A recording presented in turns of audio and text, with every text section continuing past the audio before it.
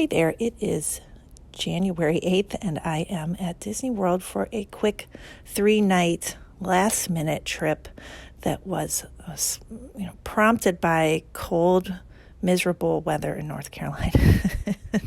And January is my least favorite month there, so I'm always on the lookout for a way to escape. And not even a week ago, I saw the weather was looking gorgeous in Orlando, and I looked into flights.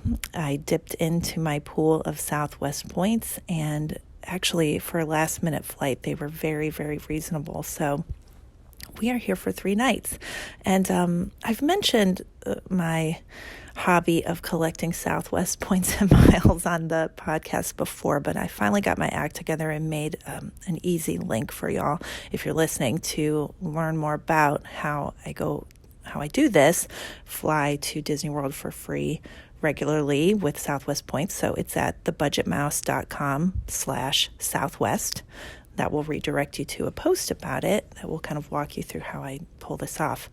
And it's so nice because the points are flexible in that I can make a reservation with the points, and if I decide the day before that I can't go, I can cancel the flight and get the points redeposited into my account. So there's really no risk in booking a flight. And you can't really say that about many other airlines or situations, even with airlines. So that is a big thing about why I love booking Southwest flights with those points, is that there's really no risk involved, and I can cancel even at the last minute, an hour before the flight if I needed to.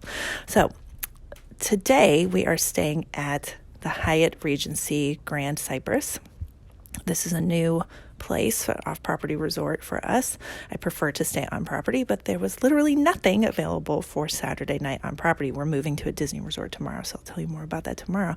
But I am impressed with this property, actually. It's the closest Hyatt to Walt Disney World.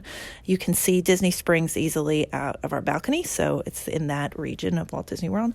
I'm going to kind of give you a mini review here because I think it's worth it. If I wasn't that impressed with the place, I probably wouldn't spend the time. But the main thing I like about it, of course, is that I can stay here for free with Hyatt points.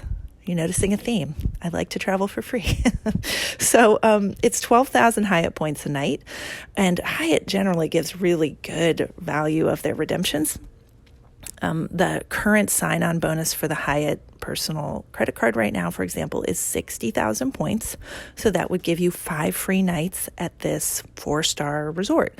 And that's really good value out of a sign-on bonus. I'd say most times of the year it's between $250 and $300 a night to stay here. And that is, 5 nights. It's looking a $1,500 value from a sign-on bonus for 1 credit card, and that's outstanding.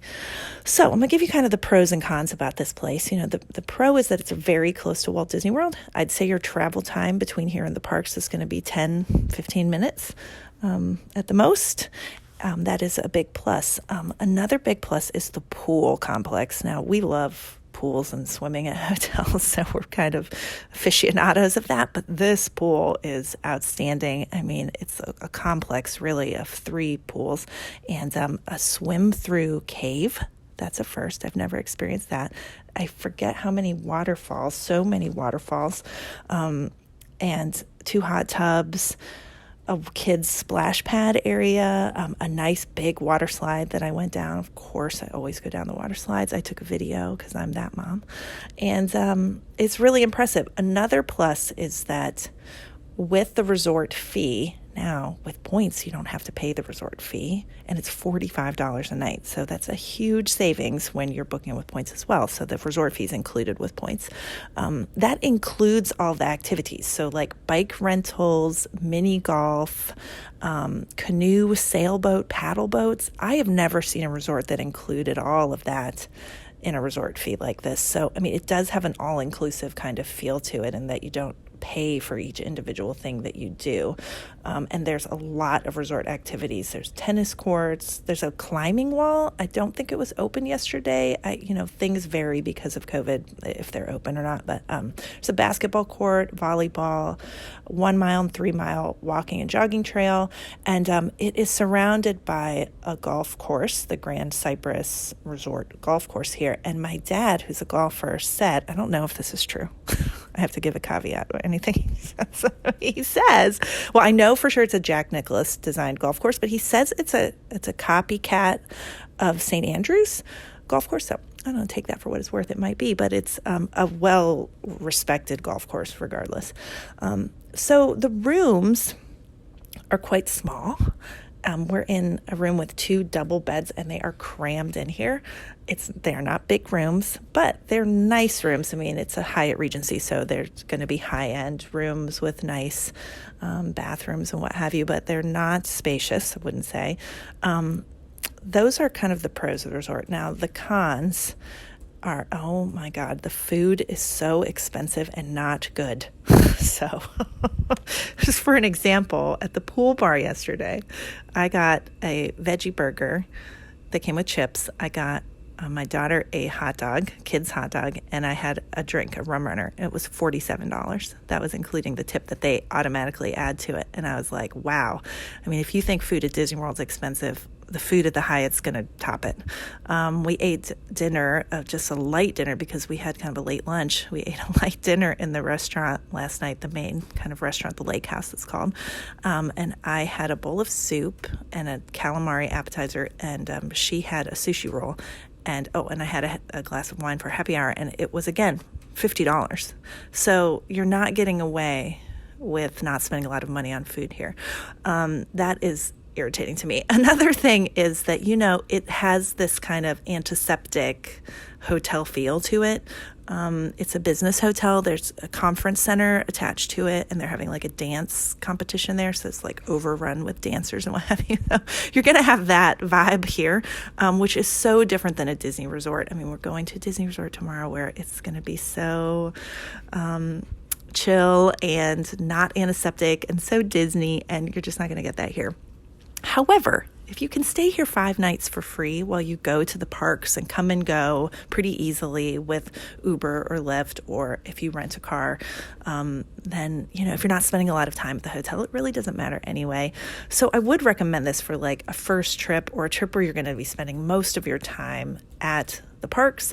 I think it could be really great to stay here, considering how close you are, and that you could stay here for free on points.